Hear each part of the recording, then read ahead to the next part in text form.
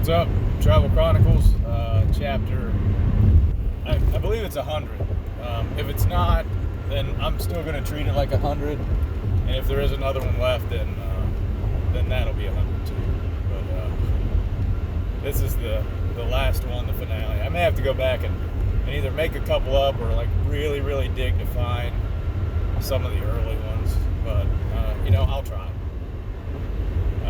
Other than that, this is it. Farewell, sayonara, auf Wiedersehen,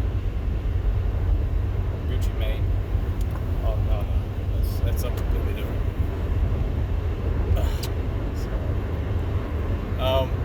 There's a lot of rambling, especially in my head when I drive. So that's one of the reasons I put this stuff down here, right? But things tonight or today to talk about COVID. It's almost over. I feel like it's almost over. I mean, if you look at the peak that we had there in the early winter, and now we're through the first part of February, the numbers are really declining. So I look for the hysteria to kind of stop and things to get back to normal and people being able to travel without, a whole lot of restriction here very shortly. But like I said before, I was like, it's going to last till March. It's going to last till March. And right now, all indications are it's going to last until March. But hopefully in March, we'll see some restrictions lift and some things ease and get rid of these stupid things. I mean, the gators are nice for running, especially in the cold. But, I was expecting this. I was hoping for it to be done at the end of last summer, and it wasn't. Anyway, here we are. But the cases have gone from like 180, 200,000 a day down to 70 or 80, and they're still dropping. I mean, you're going to get your cases, your normal cold cases, flu cases. The problem will be the Chinese New Year, because that's coming up. So everybody goes home. So there's a chance there's going to be another little spike here, and then, winter for the southern hemisphere. And then, right? I mean, it takes a while to get through a pandemic, especially something that's kind of cyclical and, hits different parts of the world at different times. And it's real lesson, because you're right in it. But I think it'll be interesting once I get all the numbers together. And I haven't looked at the death totals just because the death numbers have been so high in the U.S. And it's like, are you for real? Like, are these like real numbers? Because, some people get it and they have a horrible reaction to it and they end up dying from it. But people who had stage 4 kidney cancer and then contracted the cold or the flu, they still died of the cancer. They didn't say it was a flu death or a cold death. But now if you have something and then you contract coronavirus, then it's COVID death, or COVID related. It's like, no, like that is not what they were going to die from. So we'll see where the numbers end up and the real numbers, maybe if they ever, really let them out. But, heart disease should be cured. Cancer's mostly cured. All those things. Except for COVID. That's what it seems like. 7,000 people die a day in the U.S. 4,000 a day are dying from COVID. It's like there's still another 7,000 people dying. I doubt. Maybe a little bit of a spike. You may have some that are just dying from that. Not the whole thing. Anyway, I wanted to end with talk a little bit about basketball, about the local basketball, and then my thoughts on the GOAT debate, right? All-time coach Tom Brady won his 7th Super Bowl. He has more than any team right now. That's crazy. He's played in 10 out of 55 Super Bowls, and he's won 7. It's insane. But back to local basketball for a minute. My daughter comes home Monday, I think. And she's supposed to have a game Tuesday. It snowed really bad yesterday, like on the way to work. Like the roads were not great. I even waited a little bit before I went.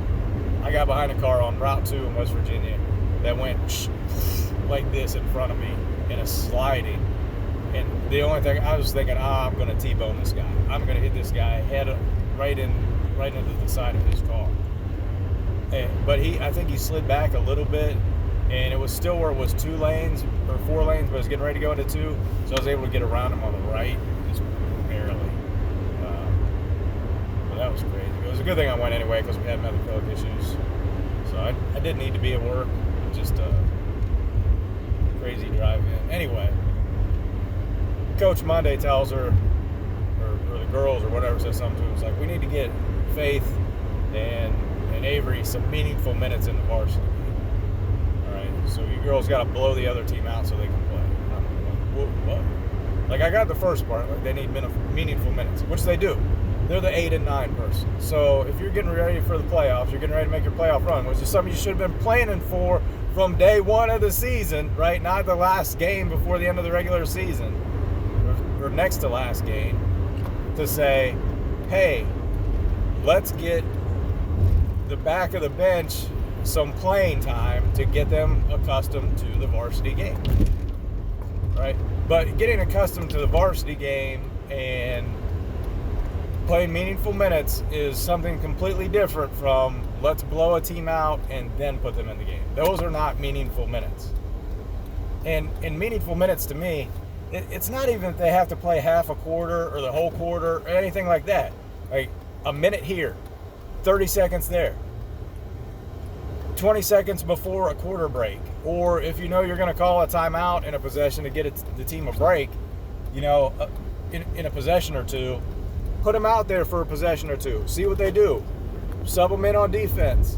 You know, the one girl's fast. She can play defense. Faith can go rebound the ball for you. She will go rebound. She will do whatever you tell her to do. You want her to handle it? You want her to pass it? She can do that, you know, just to initiate the offense. She doesn't have to sit there and take 10 shots, right? That's not what you want them to do. If they're open, yeah, go ahead, shoot the ball, you know, which they're capable of doing. She scored 9 points in the reserve game. One of them was a 3, and she hit 2 free throws. So, like, it's not all of her points are right at the rim. Like, she can score away from the basket if she's wide open. You know, she also got a couple of threes blocked, but that's all right. She's learning. At least she was willing to take the shot, which she's grown a lot over the season from that respect. I mean, if she hits one of them, you know, now she's got 12. And she has a really, really good night in girls JV, and they blew the team. Well, I won't say they blew the team out, but I think they doubled them up. I think it was like 27-13 or something. You know, she had 9, the other girl had 9 or 10. So, you know, they're doing well at the JV level against that competition. You know, and there's different ways to get them in too. You know, other than just subbing at before the quarter and before timeouts, you can also match subs, right? So if the other team goes to their 8th person, you can put your 8th person in to match up against their number 8 person. Right? If they go down to 9, then you can put your 9th person in. There should be some equivalence there if you have a half-decent team. Even if you don't have a half-decent team, that you should be able to, like, that's the person they have to match up with. That's how much better they need to get. So they need to see that on the court. And then you can do it for, you know, 30 seconds or possession at a time. You know, just tell them before they go out there. It's like, look, I'm looking at you a possession at a time. I'm going to put you out there. All right, if you make a bad mistake, I'm going to pull you. I'm going to live with small mistakes. You know, ball gets away from you. Somebody gives you a bad pass you can't handle or something like that. I'll live with that. But if you don't hustle, you're coming out. If you throw the ball away, I'm making bad plays, I'm going to take you out.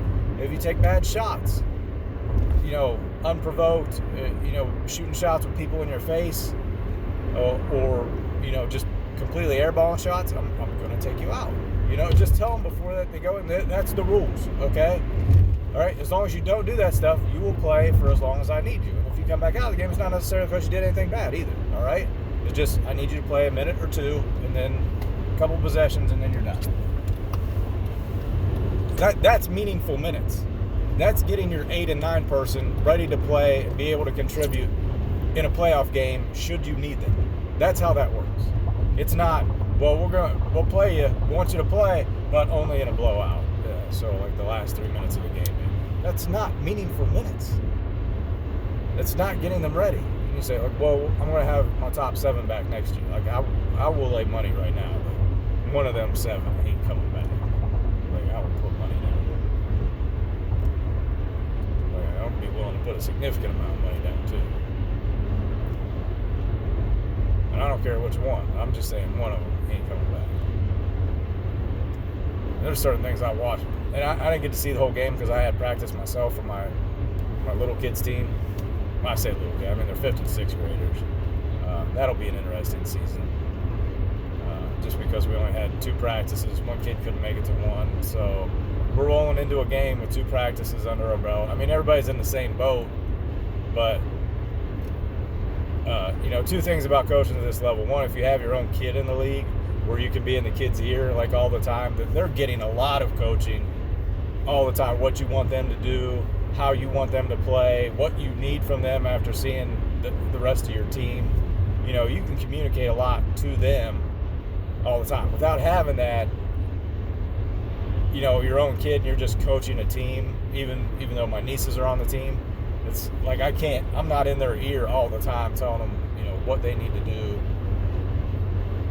What I have to have them do is like, you need to handle the ball. Like, you're going to take it out. You're going to do this. You're going to do that. It's like, hey, I don't have that luxury. So, and we'll see how this goes. But yeah, that basketball stuff, man, it's the same. It's the same across all facets of Martins Ferry basketball because the boys do the same thing. They lost another player. Not sure if he went on vacation or it's academics or what. I don't really want to speculate, but whatever, like they had a kid who was playing and he was a starter, substitute starter. Like he wouldn't have started last year, somebody would have been hurt, but he ended up starting last year. He come back, he's a starter this year, and now he's not playing at all. He's not even on the bench. He's not even around the team. So I don't know what happened there. But they lost a bad one, and I'm not going to say anything about the kid, but they ended up losing to Barnesville. They were up like 13 or 14, maybe even 12, somewhere around there in the fourth quarter, and ended up losing that game. Then the next game, they're up 11 or 12 against UL, and UL's won 12 out of 13, and in the fourth quarter, they ended up getting down by 6, but they came back and they actually won that game, which was just completely remarkable from my standpoint. But it's high school basketball. Kids can have good days, they can have bad days, and maybe UL just had a couple players have a bad day. Don't know. But still, they're only playing 6, right? They're not bringing another reserve kid up to get ready to play in these games. You already have your seed for the sectional. You're not going to win an OVAC title. Like, there is absolutely zero benefit to running your top 6 or 7 in these last 2 games. Like, these last 2 games should be, all right, let's see who else we got. Do we have anybody who can play number 8, number 9? Well, I mean, really the 7, 8, 9 positions on your team just to fill in. Or if somebody gets in foul trouble, what's your rotation going to look like? Can somebody else handle the ball or shoot? Just get them up to speed in the varsity game. And if nothing else, next year, hey, now you've got 2 or 3 more players that have a little bit of experience at the varsity level that are ready to contribute. But that's not team building. That's not how it works at Martins Ferry. You don't do that. You just play if you could get away with playing 5 the whole game, they will play 5 the entire game. That's it. And I'm not saying you got to play bench players the whole time or develop your bench, right? It's like, oh, we're going to get our bench players better. That's not what's winning you games, right? Your starters are winning you games. But they have to be not dead in the fourth quarter. They've got to have legs. They got to be able to run, jump.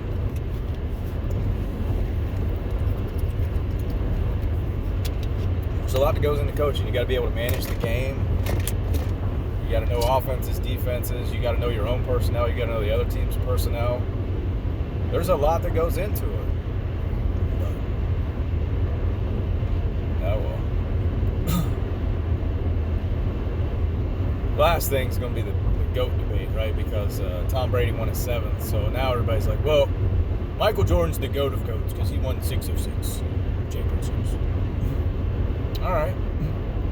But let's think about because everybody's like, oh, Jordan.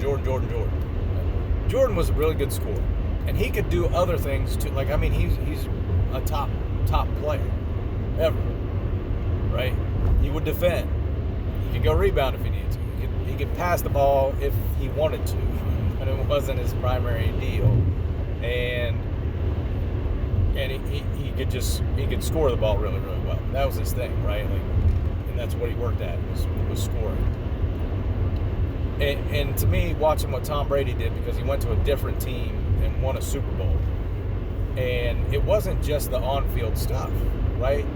Because after they won, there was reports coming out, that he was texting the guys on the team at 10, 11 o'clock at night, telling them, hey, we're going to win tomorrow. You got to just do this. This team's weak here.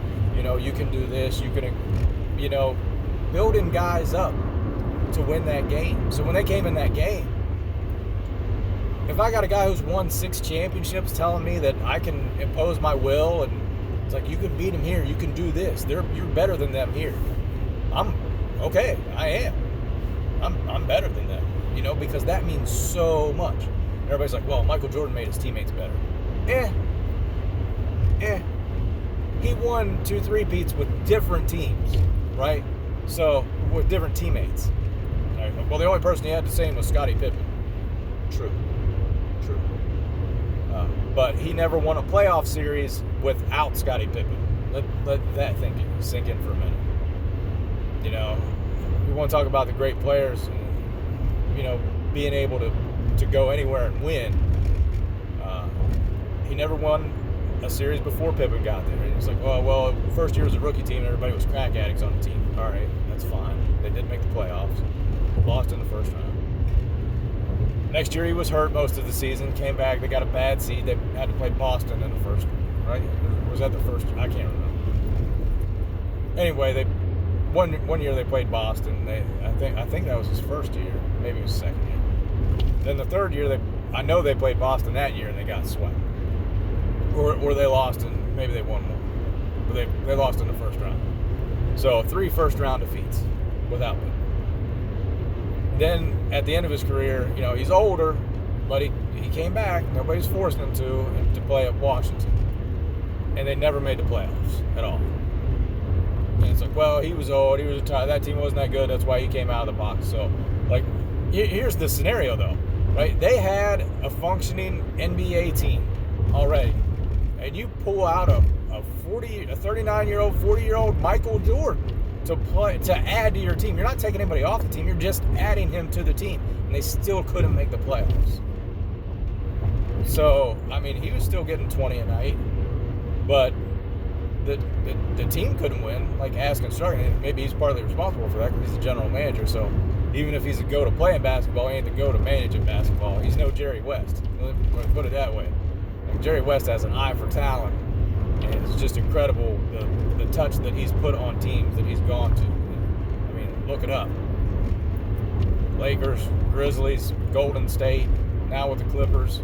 Like, just whoever he's around influencing, telling them to get, like, he does a fantastic job. So then, who is the GOAT, right? Because Bill Russell, he just stayed with the Celtics the whole time, played the whole time. Yeah, they won a bunch of championships, but there's only 14 teams in the league. And, like, as far as athleticism, I mean, he was you talk about being ahead of your time, like, he was way, way ahead of his time. Like, he would just be a guy now in the NBA. But back then, I mean, the skills that he brought were just, incredible compared to the competition. And he had really good teammates, too, because he wasn't really a scorer. He just really concentrated on defense. So, but there were so few teams, like they won 11 championships in 12 years or something, or 13 years, but there was only 14 teams in the league, or 8 teams, or something. It was ridiculous, okay? So probably not him. So then the next one would probably be LeBron James. Because he's won 4 championships in 3 different cities, right? Like, this is the amazing part of his game. He has led the league in scoring once, but that's not been his thing. Like, he's been a team builder, a guy who legitimately gets his teammates better and helps them to play better in games, right? So if you're looking at who's the best player ever for their individual, their own play, it's probably Michael Jordan. If you're looking to take anybody off of any team and immediately make that team a playoff contender or potential championship team, it's LeBron James. Period. That's the debate for me, right? In basketball terms. And in football, it's Tom Brady, it's no doubt. And it's not just, he just throws the ball. He's just a quarterback. No, he does a lot of other stuff, and guys believe in him, and he's a leader on that team. He's not necessarily a rah-rah guy, but, he has so much cash with what he's accomplished that if he tells you something, you're going to believe him, and that matters. So, as far as baseball goes, I have no clue. I know right now, the guy who's put up the best stats is Trout, but that hasn't translated to wins or postseason wins or anything like that because baseball is just such a weird game. Right? If you want to make a name in the postseason, you got to get to the postseason. And then it's hard because before it's the top 4 teams in each league, and then they expanded a little bit last year. But we'll see going forward. Right? All right. That's all I got. That's going to be a wrap for good. I think what I may do with the channel now is just maybe halftime speeches or pre-game speeches, or pre-meet speech, something where you talk, because I still need to have something to do on the way to work, because otherwise it's just a boring drive. So it may be just, things that pop into my head of what to do. But as far as chronicling the trips and what's going on in the world, this should be the last one unless I'm way off on the count. In which case there will be one more. All right. Talk to you later. Be careful. Be COVID free.